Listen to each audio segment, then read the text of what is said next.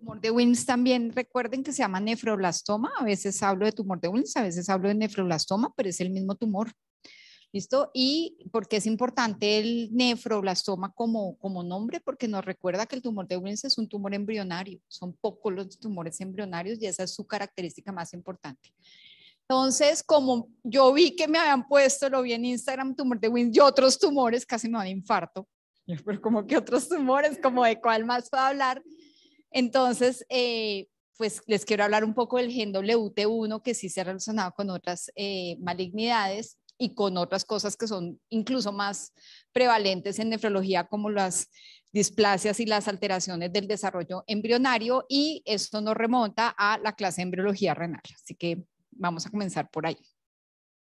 Auxilio. Entonces, los fetos humanos en la evolución se parecen filogenéticamente a las especies. ¿Listo? Entonces, por ejemplo, un feto de pez se parece al feto humano. ¿Listo? Hay un momento en la embriogénesis que somos igualitos. Fíjense que estos son pez, salamandra, tortuga, pollo, conejo, somos idénticos. ¿Listo? Ya después, en la fase 2 del embarazo, en el segundo trimestre, pues la cosa, bueno, esto es un poquito menos de segundo trimestre, pero la cosa se va como diferenciando un poco, ¿listo? Y aquí estamos los mamíferos muy, muy parecidos, y los reptiles y las aves diferentes, pero al principio somos muy parecidos y finalmente ya el feto mucho más determinado. ¿Y esto por qué es importante?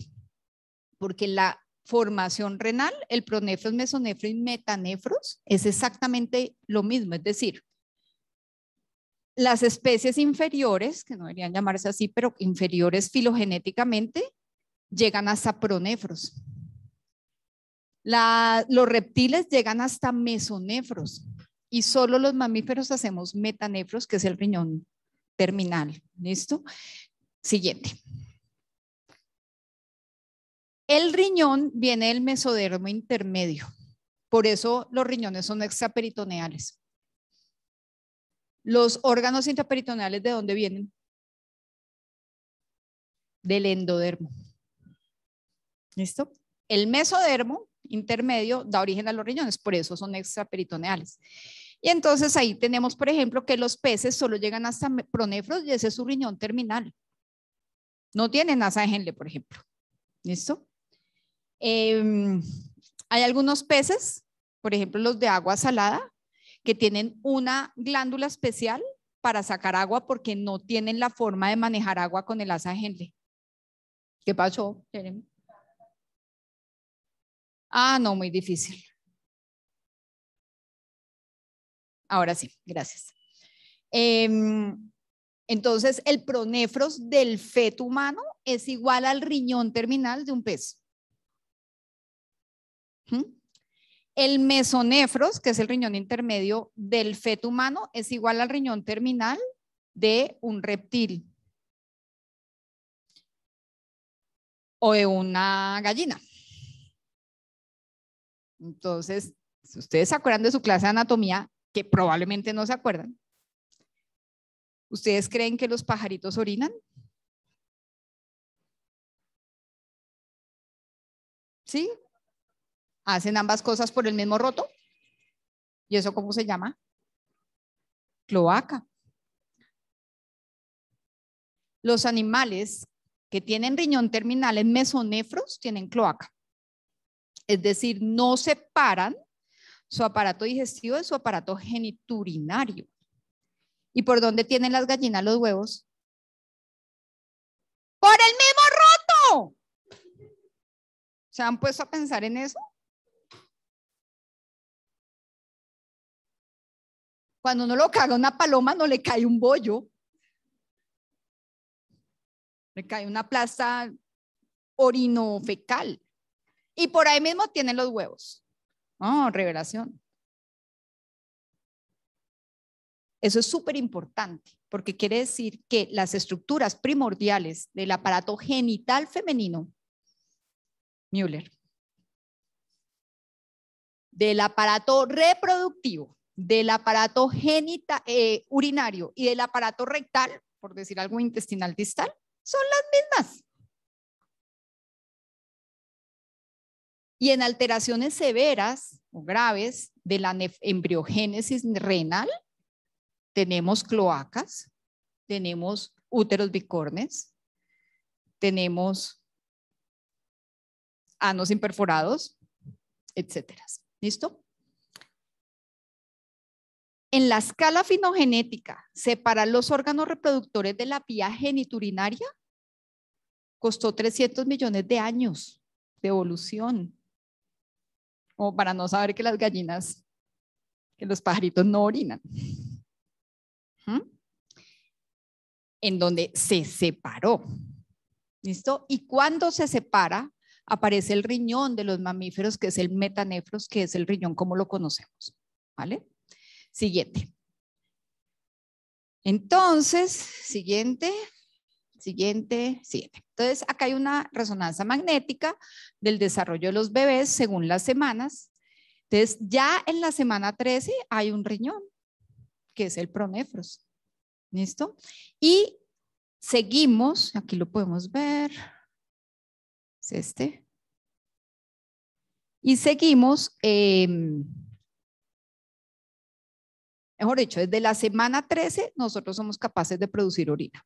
O sea, antes de que uno ya esté asustado porque tiene un retraso, ya estamos produciendo orina. ¿Listo? Y la nefrogénesis para a la semana 36.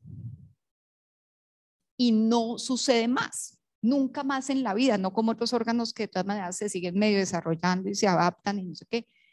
El riñón no.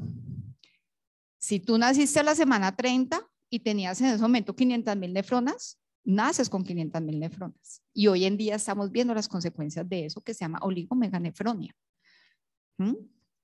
Entonces, ocurre no solamente desde la semana 8 hasta la semana 36, ese desarrollo de pronefros a mesonefros a metanefros, que además va como desincronizado, no todas las nefronas van en la misma velocidad, pero es importante saber porque el número total de nefronas lo vamos a tener listo en la semana 36. Y lo otro que tenemos que entender es que para dar lugar a cada uno de los estadios embrionarios del riñón tiene que desaparecer el otro. Pronefros se forma, desaparece. El mesonefros se forma, desaparece. Y el metanefros se forma y desaparece el mesonefros. Siguiente. Entonces, ahí empieza el mesodermo intermedio, que es de donde salen los riñones. Eso es el día 22, o sea, uno ni siquiera tiene el retraso todavía. Y empieza en forma cráneo-caudal el mesodermo, unos acúmulos celulares de mesodermo intermedio en línea siguiente que después se unen y forman algo que se llama ducto pronéfrico. Hasta ahí, ese es el sistema excretor de las lombrices. Bueno, la lombriz va intestinal, pero de los peces. ¿Listo? El pronefros es el riñón terminal de los peces y es el riñón terminal de una persona de 22 días de gestación. ¿Listo? Entonces, ese mesodermo intermedio se une y hace un ducto pronéfrico que lleva las sustancias de desecho, o está hecha para eso, pero no tiene la capacidad de reabsorber, como lo hace, por ejemplo, el túbulo. Siguiente. Entonces, después, más o menos como a la semana 4, se crean unos túbulos pronéfricos alrededor de ese ducto pronéfrico que simplemente sacan cosas, no filtran, no hay un glomérulo, es solamente ductal, no filtran. Y pues en ese momento todavía no hay nada que se haya formado, pero está, digamos, está hecha para excretar o para llevar un líquido a través de él. Siguiente. Más o menos después de las 4 semanas sí empieza a salir líquido a través de ese ducto pronéfrico, o sea que ya empieza a haber como una filtración o excreción de líquido a través de ahí, más o menos a la 4ª semana siguiente. Eso es el pronefros y así tal cual se ve el sistema excretor de agua de un pez. Después el pronefros, después de más o menos la sexta semana, desaparece y da lugar al mesonefros, que es el riñón intermedio. El mesonefros es mucho más especializado. Siguiente, tiene esa forma. Forma también unos túbulos que se llaman túbulos mesonéfricos. Siguiente. Y aparece muy temprano la cloaca. ¿Esto qué es? Ese reservorio de lo que los túbulos mesonéfricos están excretando. ¿Listo? La cloaca obviamente va unida al sistema reproductor y va unida al intestino. Siguiente. Esos túbulos mesonéfricos se empiezan a ver invadidos por células del endotelio vascular. Fíjense que hasta ese momento tenemos solo azul, que correspondería en un riñón más adelantado, que ya lo vamos a ver, a los túbulos. Esto ya, ni siquiera al ureter, a los túbulos, pero el glomérulo, que es básicamente hecho de vasos, es una estructura vascular, invade después esos tubos. Esto invade, entonces esas células empiezan a invadir, eso empieza en el mesonefros, a invadir y a rodear los túbulos mesonéfricos. Siguiente. Siguiente. Siguiente. Después el mesonefros crea no es una yema, sino como se reparte en un solo ducto, ya no tanto, sino un solo ducto mesonéfrico. Siguiente. Y desde la cloaca empieza a germinar, así lo llamo yo, la yema ureteral. La yema ureteral es lo que más adelante va a ser el ureter. ¿Listo? Entonces empieza a crecer desde la cloaca hacia arriba, mientras que el mesonefros empieza a desintegrarse y dando lugar, si somos un XY, el mesonefros va a dar lugar a todos los órganos de reproductores masculinos, a los ductos deferentes, al vas deferens, vesículas seminales y próstatas, y en las mujeres, en las fetos XX, esa porción mesonéfrica wolffiana se degenera. ¿Listo? Entonces, si es un feto hombre, obviamente, y de esa cloaca empieza a salir la yema ureteral para arriba. Entonces, el ducto mesonéfrico, la yema ureteral y la cloaca, mientras que todo lo que sea wolffiano en mujeres se degenera. Siguiente. Entonces, esto es quinta semana, esto es súper temprano en la gestación. Siguiente. Ya a partir de la quinta semana empezamos a tener una migración, empieza a aparecer el metanefros ocurre bien abajo y a medida que el feto va creciendo va migrando, los riñones van migrando en su estructura metanéfrica hacia su posición final. Entonces uno casi que nace con los riñones en donde están los ovarios y van creciendo, pero no son los riñones, es esa estructura metanéfrica. Y la yema ureteral sigue creciendo hasta que perfora o invade el mesonefros metanéfrico, el mesodermo metanéfrico. ¿Listo? Que ya ese mesodermo que se está configurando en lo que va a ser parénquima renal. Siguiente.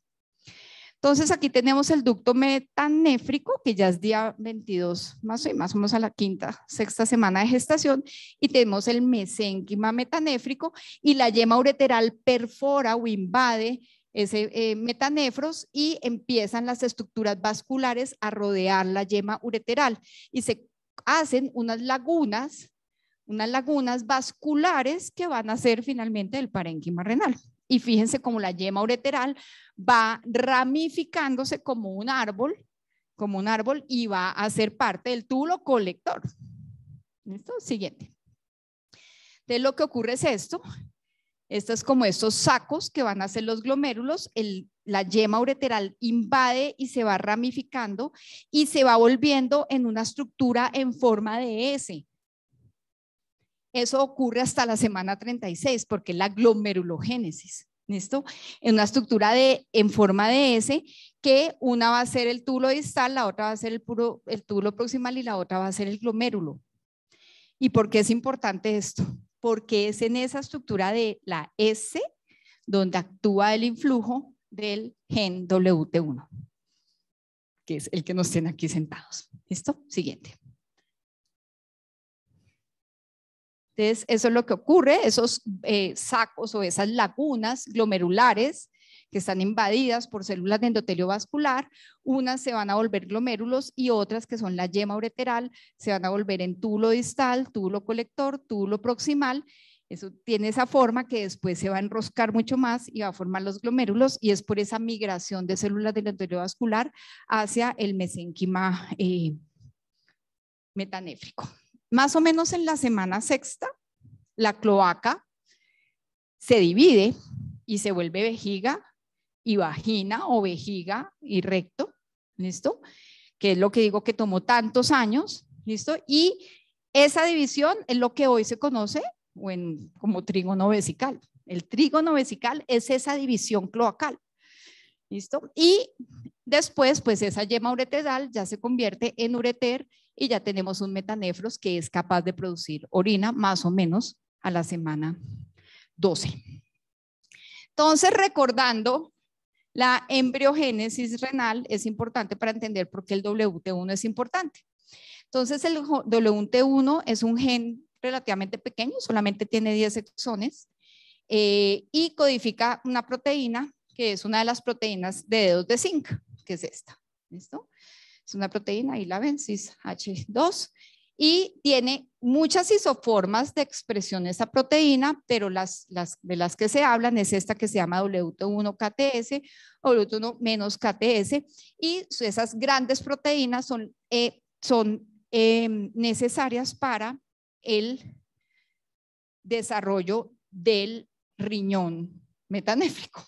¿Listo? Entonces, las mutaciones de esas proteínas van a dar una nefrogénesis alterada. ¿Listo?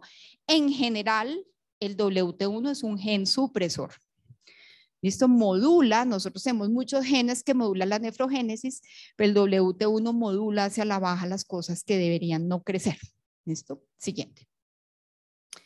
¡Ay, qué mal quedó eso! Bueno, no, solo quiero mostrarles que el WT1 se aloja, su proteína se aloja en el núcleo del podocito, en el riñón terminal.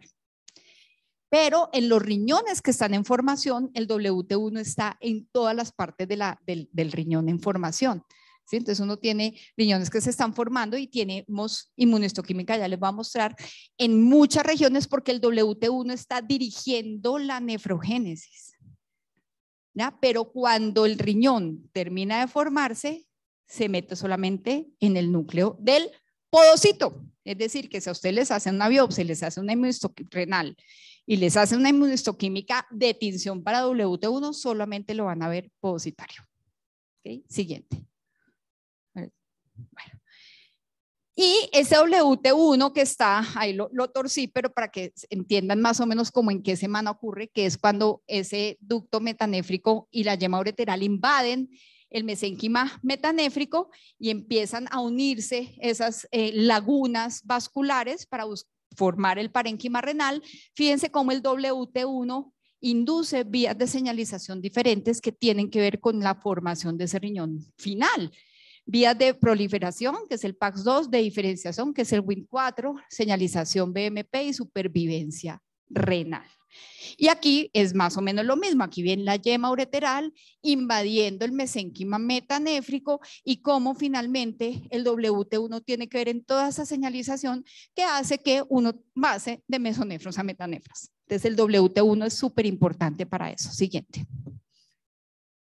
Entonces, esto es lo que les quería mostrar. Cuando estamos hablando de cómo se forman esas heces que van a ser después las estructuras tubulares, fíjense cómo esa tinción de inmunohistoquímica muestra el WT1 en todas las estructuras. ¿Listo? Entonces, por ejemplo, el CM es la capa mesenquimal, que es la de arriba. La yema ureteral es la UV. Ahí van las estructuras S, que son agregados peritubulares. Este va a ser un glomérulo. ¿Listo? Y ahí es cuando esas vesículas renales se van convirtiendo en glomérulos y ahí está. WT1 se expresa en la parte proximal de las vesículas en forma de S, da lugar a precursores de podocitos en el asa capilar y la expresión más alta de todas maneras se encuentran los podocitos. Pero esto es una tinción en un feto de murino, o sea, en un ratón. ¿Listo? Entonces fíjense cómo si el WT1 está en todas las estructuras cuando somos fetos. Siguiente. Y este también este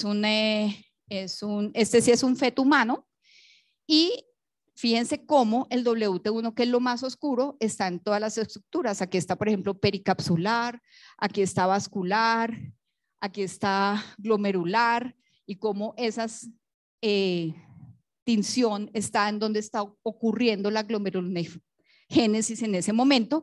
Y es muy, muy importante para entender por qué aparecen los nefroblastomas, entender que el WT1 regula tanto ese proceso porque regula la transición del mesénquima a epitelio. Acuérdense que la célula del epitelio retal es ¿cuál? El podocito. El podocito es la célula epitelial renal. ¿Listo? Entonces, eso no es del mesénquima. El mesénquima es el tejido embrionario que tiene que volverse epitelio. El WT1 hace que hagamos esa transformación de mesénquima a podocito. ¿Listo? Por eso en los adultos o en el riñón terminal solo está en el podocito, pero en los fetos está en todos lados. Y obviamente actúa el desarrollo y maduración de los podocitos. Siguiente. Y esto es un poco más de lo mismo, es una inmunohistoquímica con diferentes días del feto, 19, 42 días, y fíjense cómo la tinción amarilla es el WT1, eso son pruebas de inmunohistoquímica en tejido, y cómo está en diferentes sitios del glomérulo y del riñón. Y después se queda muy epitelial. Siguiente. Entonces, como les decía, no solamente el WT1 regula esa transición de mesénquima a epitelio y regula la formación de los podocitos, entonces, pero la regula a la supresión, es decir, si no tenemos el WT1 o el WT1 está mutado, lo que vamos a seguir es expresando, vamos a seguir creciendo, digámoslo así. Y yo siempre les digo a los residentes para que se acuerden que uno hace pronefros, mesonefros, metanefros y para. Pero si tiene mutaciones del WT1, hace pronefros, mesonefros, metanefros, displasia multiquística, tumor de Wilms. Porque sigue estimulando una epitelización que no debería suceder. El WT1 regula hacia el downstream. ¿Listo? Entonces, aquí está. Cuando se inactiva el WT1 o el WT2, que también lo vamos a ver hoy, pues lo que uno hace es displasias multiquísticas, tumores de Wilms o incluso en la versión más anaplásica del asunto, son mutaciones mucho más severas. ¿Listo? Del WT1. Siguiente. Entonces, ya entrando en clínica, para dejar de ¿entendieron embriología un poco? No me van a salir con lo que me salieron, que es que uno tenía 3 riñones cuando era feto.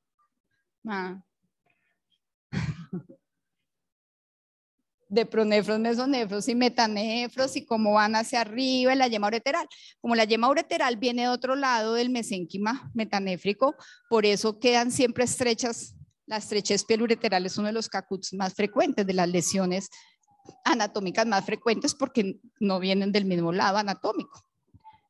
Bueno, entonces, ¿cuál es la asociación genotípica de las mutaciones del WT1? La primera es el tumor de Wilms, pero no es tan frecuente que los niños con tumor de Wilms tengan mutaciones del WT1. O sea, cuando tienen tumor de Wilms solito, no sindromático, solamente como el 20% de los niños que tienen tumor de Wilms es por mutaciones del WT1, el resto no. No, es un truncamiento de la 5'. En cambio, estos 3 síndromes, bueno, 4 síndromes, sí que siempre tienen tumor de Wilms asociado. Y son mutaciones del WT1, pero son síndromes. Entonces tenemos el WARG, que es tumor de Wilms, aniridia, retraso mental y geniturinaria anómalis. ¿Listo?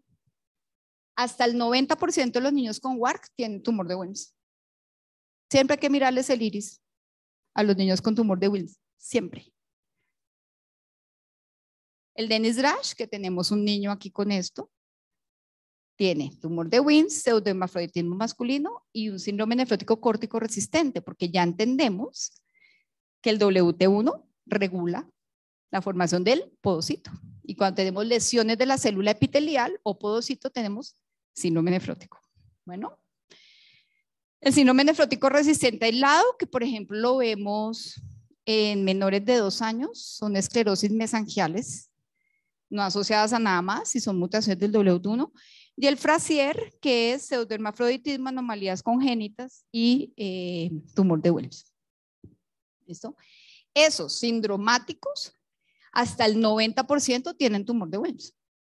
Mientras que el tumor de Wilms propio solito, solamente el 20% son por mutaciones.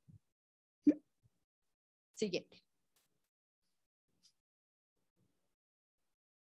Vete para atrás. 2, otra.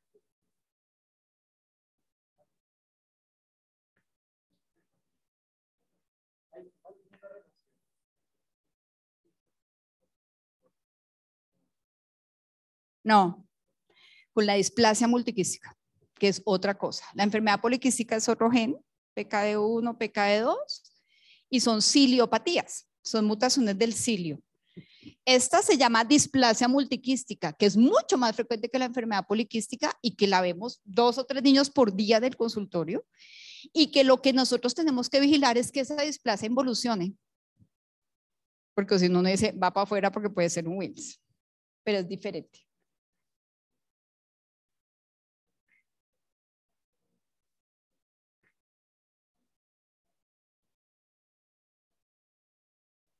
Pueden aparecer progresivamente. Por ejemplo, el niño que tenemos con Dennis Drash no tiene un pseudohermafroditismo, pero tenía criptorquidia bilateral. Empezó con el tumor de Wilms, se hizo todo y a los 2 años empezó con el nefrótico. No, porque la asociación tumor de Wilms único y gen es bajísima. En cambio, el que tiene un síndrome tiene el WT1. Ese niño tiene mutado el WT1. Bueno, ese es el WT1, pero resulta que más frecuentes son las mutaciones del WT2. ¡Charán! Que también se llaman síndromes de sobrecrecimiento. ¿Listo? Y tenemos 2. Esto es muy raro. El Pelman solo hay 30 pacientes en el mundo, pero el Beckett-Wiedemann es mucho más frecuente que, por ejemplo, el Dennis Drash. Y el Beckett-Wiedemann son sobrecrecimiento, porque acuérdense que el WT en general regula la proliferación celular. Entonces, estos chinos nacen con macrosomía fetal, con hipoglicemia, tienen unas lenguas que no les caben en la boca y tienen hemipertrofia. Y tienen más o menos un riesgo entre el 30 al 50% de desarrollar tumor de Wilms. Entonces, por ejemplo, yo tengo una nena con Beckett-Wiedemann de consultorio y cada 3 meses le hago ecografía renal. ¿Listo? Porque puede saltar. Entonces, tiene hipoglicemia, hipercrecimiento, macroglosia, macrosomía fetal, súper grandes. Esta nació de 4.200. Defectos de la pueden tener un falocele y el riesgo de tumor de Wilms. Este nunca he visto uno, solo hay 30, como les dije, en el mundo. Y siguiente. Entonces, este es un bebé con Beckett-Wiedemann. Miren que tiene acá el onfalocele. La lengua es muy grande, pero además, cuando tienen hemipertrofia, es grande solo en la mitad.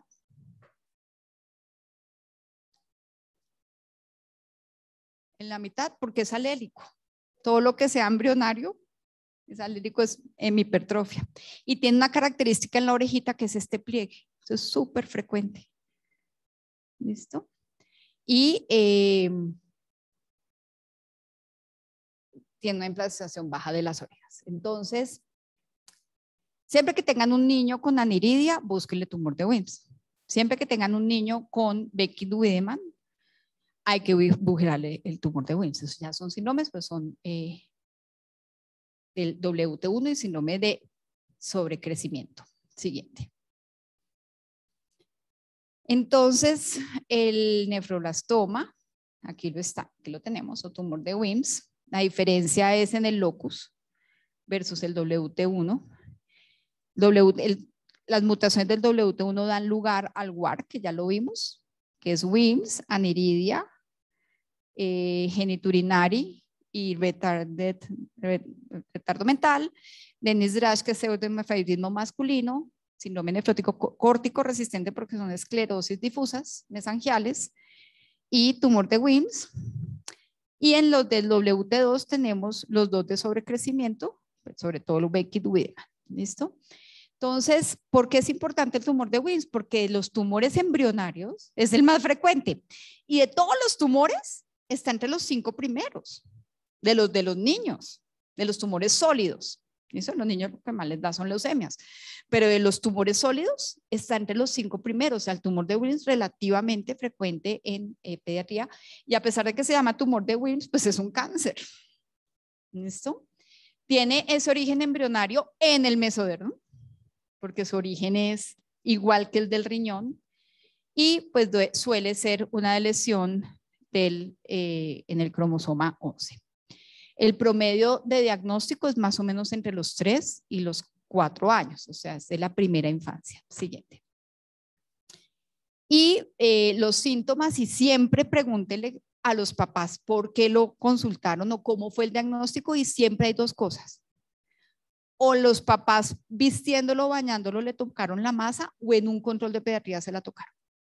Punto. Esa masa respeta la línea media. No es como otras, las visceromegalias no la respetan. Y tiene otra característica, por ejemplo, en los izquierdos para diferenciarlo de la esplenomegalia, y es que el tumor de Wilms no se mueve con la respiración, mientras que el vaso y el hígado sí, se mueven con la respiración, el tumor no. Y casi siempre es, no, es que yo lo vi, por ejemplo, la última, una nena que es de Cartagena, que la última que llegó con tumor de Wilms, que le preguntamos al papá cómo fue, no, es que yo la vi a ella como pipona, y le poníamos el vestidito y la vi pipona, y le dije a la mamá, dijo no, que no, y después la mamá, vistiéndola, le tocó la masa. Entonces casi siempre es una masa de crecimiento muy rápido, que es diagnosticada por los papás o por el pediatra. A veces es porque, por ejemplo, sangran después de un trauma leve abdominal y terminan en urgencias por macrohematuria, o porque simplemente hacen la macrohematuria. O a veces es un paciente que en un examen de rutina le detectan una microhematuria y en la ecografía se la pichan, pero eso es lo menos, casi siempre la masa palpable. Cuando invaden el sistema colector es que hacen microhematuria, y puede haber hipertensión, que es una hipertensión hiperreninémica, por compresión del aparato yuxtaglomerular. Siguiente. Entonces ahí está, la masa abdominal respeta la línea media y no se mueve con la respiración, y los papás son súper claros en decir esto la apareció tal día, o sea, son así. Siguiente. Y en la macro lo que se ve es una masa grande, aquí pueden ver pues el sistema, el ureter, aquí pueden ver la corteza. Es una masa grande, parduzca, con zonas hemorrágicas, pues como de las malignidades, que no es homogénea, no tiene aspecto quístico, sino sólido y diferentes características. El 10% pueden ser bilaterales, lo cual los clasifican estadios, de estadio 5 es el bilateral, y se parece un poco macroscópicamente al neuroblastoma, que también es un tumor de origen embrionario. Siguiente. En la micro se caracteriza porque contiene 3 elementos que son los elementos de la nefrogénesis. Por eso era importante repasar embriología. Entonces tiene un componente blastémico que tiñe mucho de azul, ya vamos a ver una histología, tiñe mucho de azul. Tiene un componente epitelial que son túbulos y glomérulos aortados, o sea, que no se alcanzaron a formar, que es precisamente lo que el problema es podocitario, y tiene un componente mesenquimal que es fibroblastos. Entonces lo que uno ve son como unos glomérulos desestructurados que no llegaron a formarse. El mesénquima, que es el tejido pues como el mesangio, digámoslo así, mesenquimatoso, fibroblastos, y el complemento, el blastema metanéfrico. Siguiente. Tiene los 3 elementos, entonces fíjense, aquí está el blastema metanéfrico, que es súper, coge muy bien el pigmento azul. Esto que son pedazos de glomérulos o de túbulos que no se alcanzaron a formar, aquí los podemos ver. ¿Listo? Y acá estamos túbulos que no se formaron. Acá hay un túbulo, acá hay la parte de otro túbulo, acá hay un glomérulo como en la mitad de su glomerulogénesis, y el blastema metanéfrico. Siguiente. Así es la histología Wilms. Entonces, la mejor imagen inicial es una ecografía de abdomen. No hay que hacer cosas raras, obviamente después para hacer el estadio sí, pero en general el diagnóstico se hace con una ecografía abdominal. ¿Este qué riñón es? El derecho. El derecho, pero que acá vemos el hígado, Y acá vemos entonces el riñón con diferentes ecogenicidades, una lesión mucho más ecogénica que el hígado, que es esta central, que no se ve muy homogénea en el centro. Y fíjense que una radiografía abdominal, pues también no puede ver ahí una cosa que no tiene por qué aparecer, que es una masa sólida. Entonces, la mejor imagen inicial es una eco abdominal. Siguiente. Pero la mejor imagen confirmatoria es un TAC que de una vez va con tórax de abdomen, que permite hacer la estadificación pues, por estadio, permite también al cirujano tener una asesoría preoperatoria y sobre todo permite evaluar el riñón contralateral. Entonces aquí tenemos una fase venosa o sin medio de contraste con una masa gigante y aquí vemos el riñón contralateral que parece no estar invadido. Y aquí tenemos uno que sí están invadidos los dos riñones. Siguiente. O por ejemplo en esta. Entonces tenemos una masa gigante, invasión de ambos riñones. Y lo que uno ve en esa heterogeneidad del tumor de Wilms es que uno puede tener zonas de restos nefroblásticos que son más homogéneos, casi que son un poco menos intensos que ese tumor que ya es el tumor de Wilms como tal, que es súper heterogéneo. Entonces aquí se ve la masa heterogénea y aquí se ve, por ejemplo, el riñón contralateral sin invasión. Siguiente. Otro de los exámenes que uno puede hacer para estadificarlo es un PET. En estos son dos pacientes diferentes. El tumor de Wilms invade pulmón, cerebro y ganglios. Esas son sus metástasis, son a esos tres órganos. Entonces el PET sirve para mirar. Entonces, por ejemplo, aquí este niño, ¿cuál es el de los dos niños? Este niño ya no tiene riñón. Sí, este niño ya está nefrectomizado. Aquí está el PET del inicial, ya está nefrectomizado, pero tiene una invasión a distancia de los ganglios cervicales. Este niño no está nefrectomizado. Acá está, no está nefrectomizado, todavía tiene el tumor de Wilms con sus sitios activos y tiene una gran invasión también en los ganglios y pues aquí se ve el riñón con sus áreas. Siguiente. Entonces, las estadificaciones en 5 estadios son en números romanos. El estadio 1 es limitado al riñón, se clasifica después de la cirugía. Es un poco difícil clasificarlo en imágenes antes. Entonces, el cirujano entra y dice, mire, estaba súper limitado dentro de la cápsula y lo pude resecar. Ese es el estadio 1. El estadio 2 invade la cápsula, pero se puede resecar perfectamente. Ese es el 2. El 3 tiene tumor residual, pero no hay una invasión a ningún otro órgano en las imágenes. O sea, no hay invasión hematógena. Y el 4 sí es una metástasis hematógena, que como les dije, es pulmón, linfáticos y cerebro. Ese es el estadio 4. Y el estadio 5 es cuando compromete los dos riñones. Bueno, que puede estar en cualquiera de las invasiones de las 4 anteriores. Siguiente. Entonces, los indicadores de supervivencia dependen del estadio y del subtipo histológico. ¿Listo? Entonces, mejor estadio, pues mejor supervivencia. Si tiene un estadio 1, estadio 2, pues le va a ir mejor que si tiene un 5. Y también el tipo histológico. Entonces, el 85% de los pacientes que tienen histología favorable, que es tener esas 3 bien diferenciadas, el blastema netanéfrico, los residuos epiteliales y el estroma bien diferenciados, eso le confiere un buen pronóstico. Las histologías desfavorables son las anaplásicas. Las anaplásicas es cuando uno ve núcleos muy grandes y muy hiperpigmentados. Esos son núcleos de rápida división. Eso es anaplasia en cualquier tejido, no solamente en este. Y cuando uno ve núcleos muy anaplásicos como este, que son núcleos muy, muy raros, como este, que son hipercromáticos, con morfología muy alterada, esos anaplásicos les va muy mal. Les va muy mal. Entonces uno tiene un estadio 4 y es anaplásico, la supervivencia no es tan buena y eso se relaciona un poco con la edad. A más tardío, peor. Estos son los grandecitos. En 5, ya les muestro. Una Kaplan. Siguiente. Que es la que sigue, pero ya te muestro. Entonces, el tratamiento, ya les muestro las imágenes de supervivencia, son siempre resección quirúrgica. El WILS siempre es quirúrgico. A veces los cirujanos se preguntan si lo operan antes o después de hacerle citorreducción. En general lo operan antes. No es raro que hagan primero citorreducción, pero a veces lo hacen. Y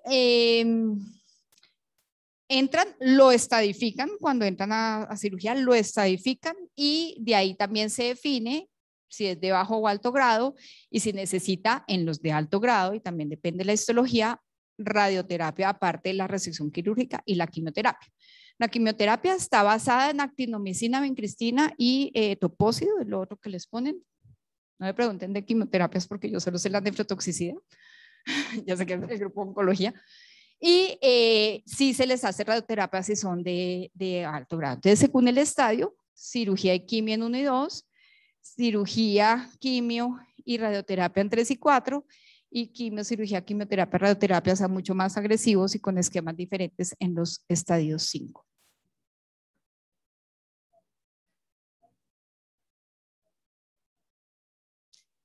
Quedaría con diálisis porque tú no puedes trasplantar un cáncer activo. Tienes que tener 2 años de remisión. A veces toca hacer nefrectomía bilateral, ponerlos en diálisis de una vez, esperar a toda la quimio, la radio, lo que necesite, y cuando llegues 2 años de remisión se trasplanta y les va muy bien. Que si es un tumor embrionario no tiene por qué recurrir en el injerto ni nada de eso. Los estadios 4 no son tan frecuentes, afortunadamente, pero yo he visto 1 o 2, sí. Imagino que los oncólogos eran muchos, pero en general los cogemos en estadio 2, es casi siempre el estadio. No, la 1 también se palpa. Sí, la 1 también se palpa fácil.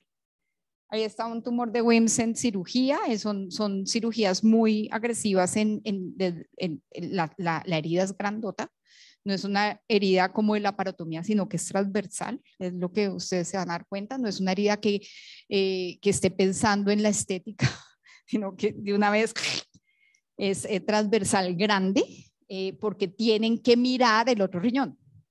Entonces no puede ser una cosa pequeña. Entonces siempre la cirugía es muy, el abordaje es grandote para poder evaluar el otro riñón. Ahí están más o menos algunos de los regímenes que se usan. Aquí el que yo he visto que ponen más es vincristina, doxo y etopósido. Es casi siempre el que he visto usar, pero pues ya, eso no me...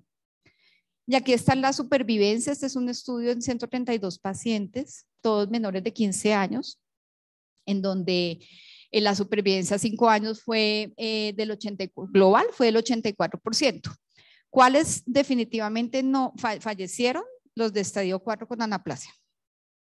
Esos no les va nada bien, pero fíjense que en el estadio 1 la supervivencia es del 100%, el estadio 2 94,2%. Realmente les va muy bien, les va muy bien.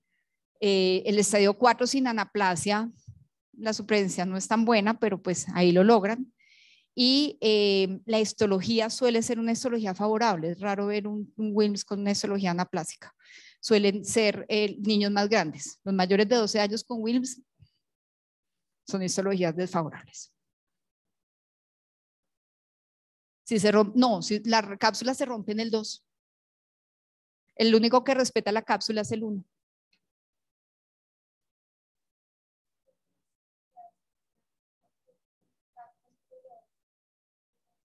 Claro, lo hacen y lo tratan de ver, pero siempre ven. O sea, el tumor se estadifica quirúrgicamente y siempre hay que mirar el otro riñón. Puede no verse, eso es mejor mirar. Y creo que ya acabamos. Listo. Cajut, ¿preguntas?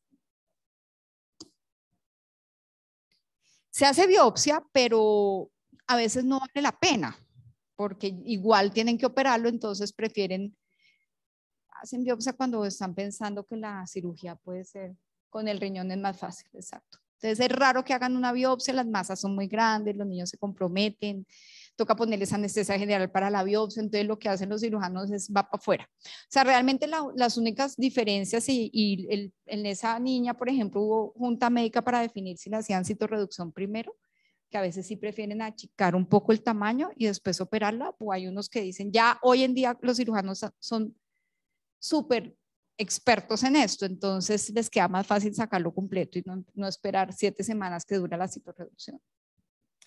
Listo. Entonces, sí.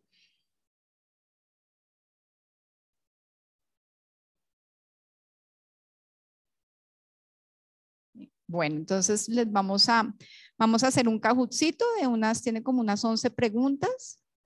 Angeliquita, gracias por estar aquí. Angélica es también nefróloga pediatra. Gracias. Uy, chicos, ¿tienen difusión este grupo? Gracias, Elizabeth. Bueno, entonces vamos a hacer un cajutcito para ver si no se durmieron. En este Kahoot puede haber una sola respuesta buena o varias respuestas buenas. Si son varias, lo dice, la pregunta lo dice, son varias. Hazlo tú, yo no sé cómo es. Vamos a compartir la pantalla al Kahoot para los que están por fuera y puedan jugar. Entonces el PIN es entrar a kahoot.it y el PIN es 636-5237.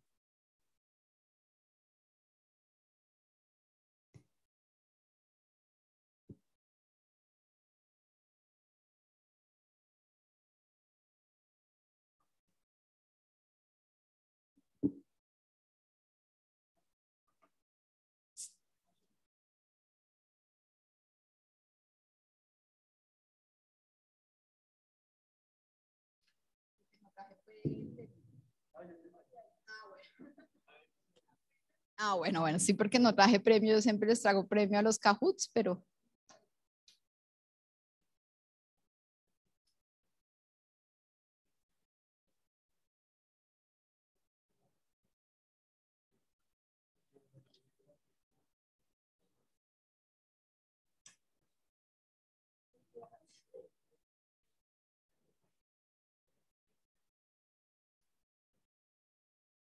Yo siempre pienso en el riñón de los dinosaurios. Los dinosaurios ponían huevos, como la gallina. Entonces, los dinosaurios seguramente llegaron hasta mesonefros. Sí. Disertaciones de la ducha. Las huevonadas que uno piensa. Las que no me deja dormir. Mientras otros están en este opini, yo pienso, ¿cómo será el riñón del dinosaurio? Bueno, ¿comenzamos?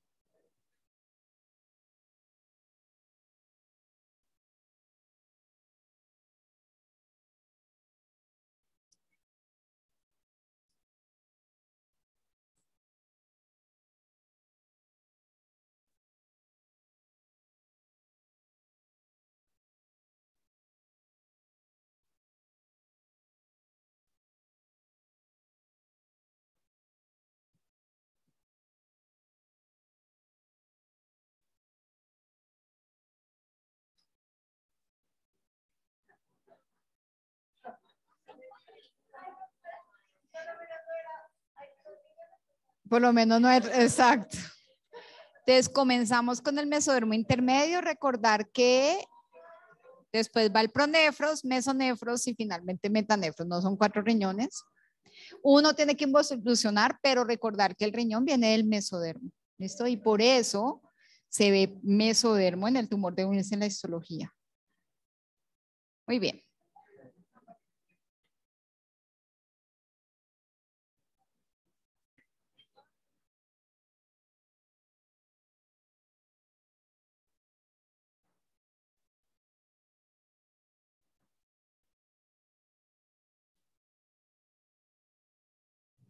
Sí, más o menos el día 21, entre la tercera y la cuarta semana es esa invasión.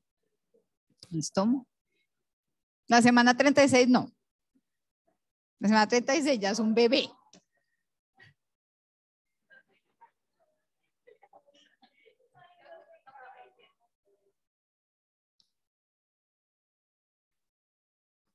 Acuérdense que es un gen pequeño.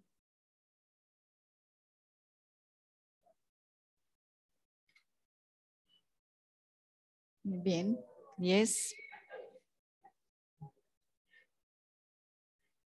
Me cambian los genes pequeños.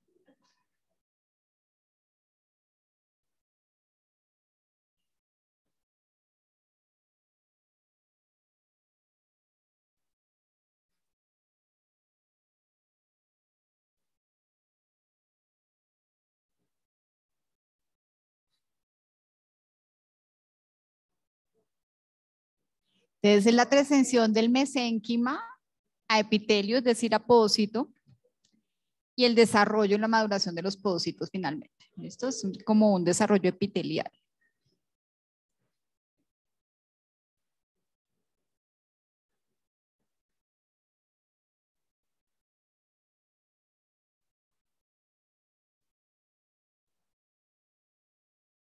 Exacto, más o menos 20.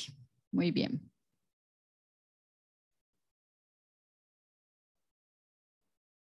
Amapis.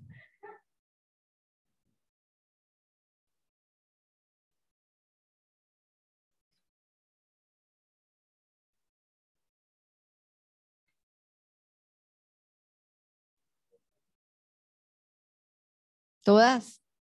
Acuérdense que WARC son 4 letras. Wilms, aniridia, retardo mental y geniturinario.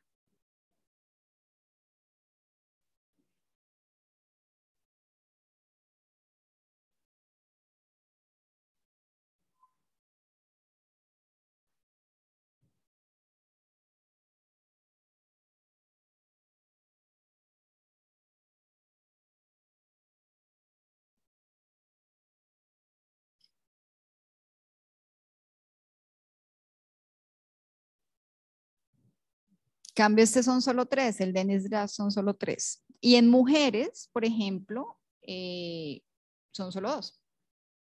Tienen esclerosis mesangial y tumor de Wilms. Yo he tenido de los 5 niños con Dennis Grass que he visto en la vida, que no han sido muchos, uno solo mujer.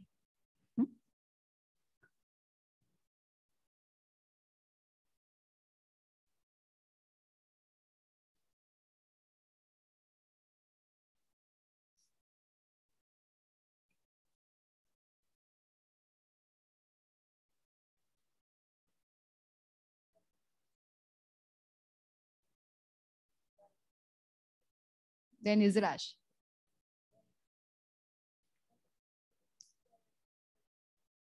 Es igual.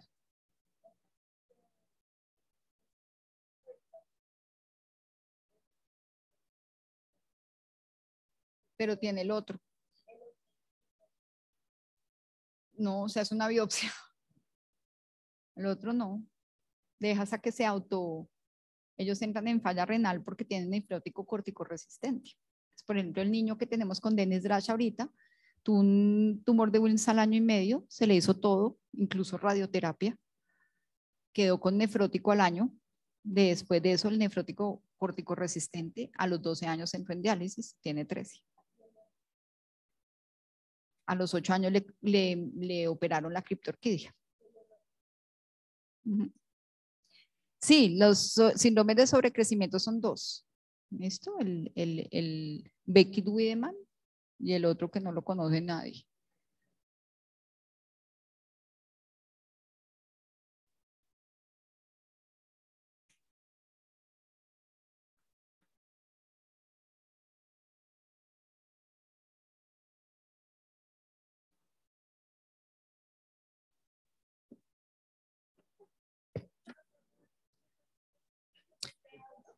El Perman y el Beckett-Wiedemann son los del WT2 y son sobre crecimiento. Esos, por ejemplo, el Beckett-Wiedemann solo se asocia como en 5 a 10% a tumor de Wilms. No es que lo vayan a hacer sí o sí.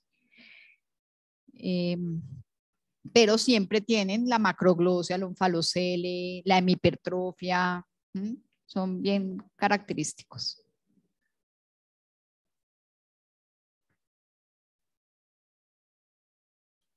Recuerden que son 3 células.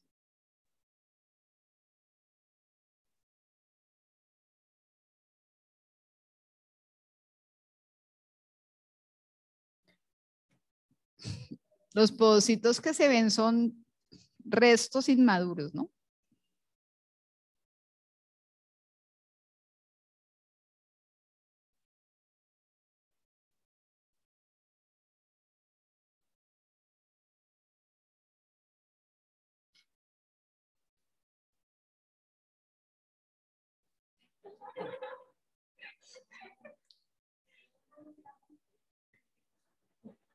La perdonamos, invade la cápsula tejido periuretral y se puede resecar completamente. ¿Ah? El verde es el 1, es el que se puede resecar completamente, pero la cápsula de Gerota está intacta. Ese es el estadio 1, tiene muy buen pronóstico.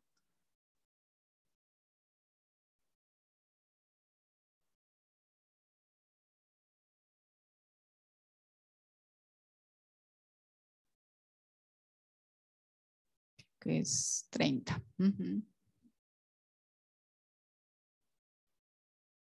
Bueno, podio. Sofía, muy bien. Tercer lugar, segundo lugar, Mac. Muy bien. Y primer lugar, Charán, Dere. Muy bien, felicitaciones y muchas gracias a los que nos acompañaron desde lejos. Muchas gracias por la invitación, muchachos, al grupo de oncología. Uy, mejor llegar a tiempo que se...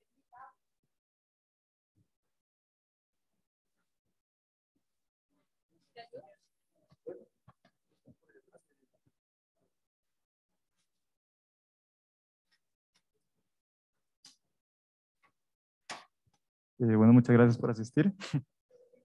A las personas que están en Zoom y a los que están aquí presentes. De la otra semana seguimos con las charlas. Le estamos comentando a través del Instagram y las redes sociales. Muchas gracias a todos.